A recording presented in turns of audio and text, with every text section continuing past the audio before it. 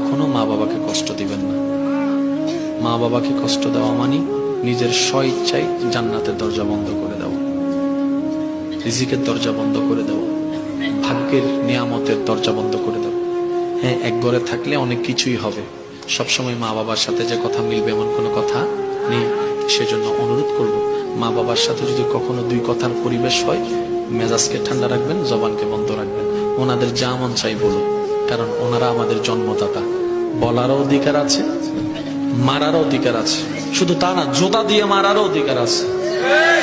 আওয়াজ দিয়ে বলেন, আছে না নাই? আছে না নাই? হতে পারে এমনও, যদি মা বাবাকে আমরা খুশি করে ফেলতে পারি, আমাদের আমল দিয়ে যদি আমরা জান্নাত পাওয়া অসম্ভব হয়ে যায়, ওই মা বাবার অন্তর খুশি হওয়ার কারণে হয়তো আল্লাহ খুশি হয়ে আমাদের সারা জীবনের গুনাহ মাফ করে আমাদেরকে জান্নাতীও বানিয়ে দিতে পারেন। সুবহানাল্লাহ। আল্লাহ আমাদের সবাইকে নেক আমল করার তৌফিক দান করুক। আমিন।